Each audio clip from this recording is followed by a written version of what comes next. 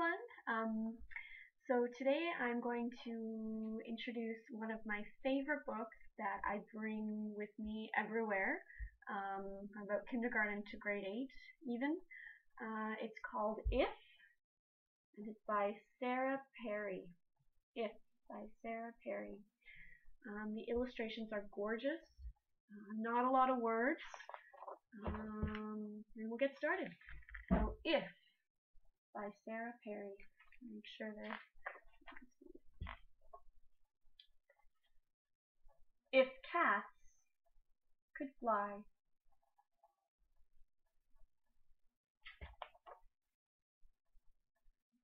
if mice were hair,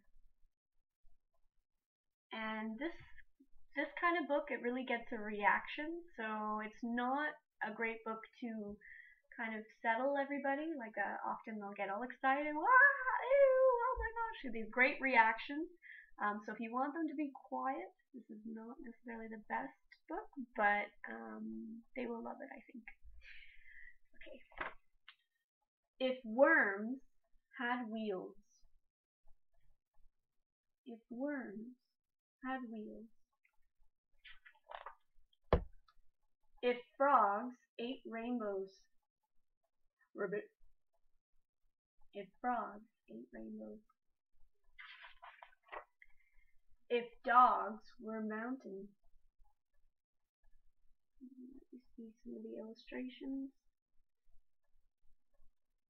If dogs were mountains, and depending on the group, I might repeat it 2-3 times, make sure everybody gets it. If zebras had stars and stripes.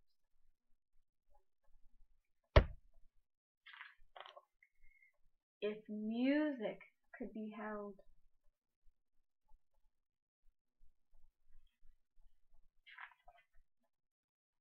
If ugly were beautiful. I'll often ask them, what's happening in this picture? What's going on?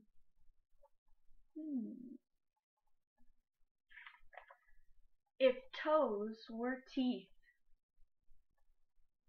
And so if they really, really get excited and I sort of lose their attention because they're going off about, one of the last pages, I might go, oh, this next page is one of my favorites. Let's see. If caterpillars were toothpaste. Ew! If caterpillars were toothpaste. If whales lived in outer space.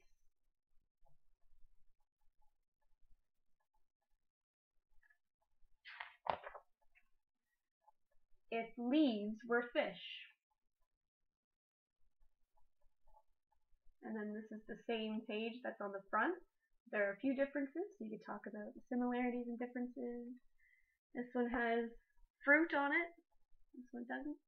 There's a little butterfly. Whoops, butterfly. If clouds were spirits. So depending on the school, I might skip that page, or maybe not. If butterflies were clothes. If butterflies were clothes. Ooh, I like this page a lot. It says, if lightning made rhinos. If lightning made rhinos. Imagine every time you heard a lightning bolt. You heard lightning, a rhino was being born. Awesome. If ants could count. If ants could count. And again, for the younger guys, in kindergarten, grade 1, you could go over the concept numbers.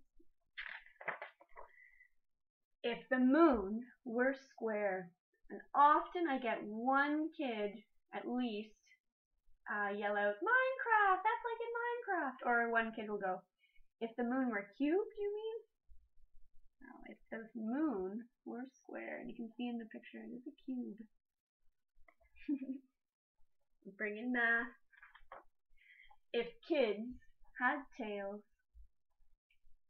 If kids had tails. If spiders could read Braille. I'll often say, who knows what Braille is? What does that do? How does that help us? And we'll say, people who some people have to use their sense of touch to read instead of their sense of sight. That's a great way to just talk about all the different ways to be human. If hummingbirds told secrets, what would they say? If hummingbirds told secrets, I wonder what they would say.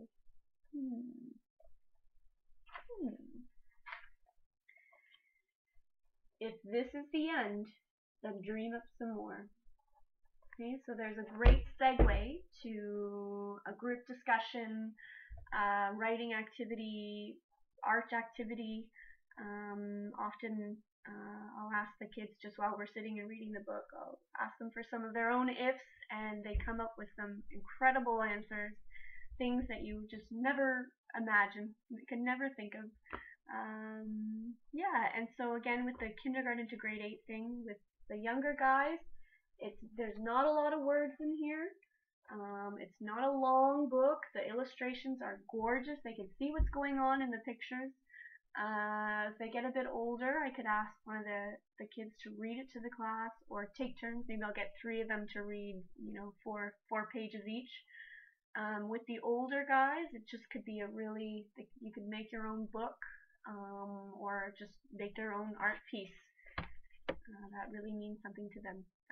Alright, so this is a great, if you go into a classroom and there's no lesson, you've got a whole period to do something to fill, this is a great go-to book. I bring it with me almost every day when I supply teach. It's called If, and it's by Sarah Perry. Thank you for listening.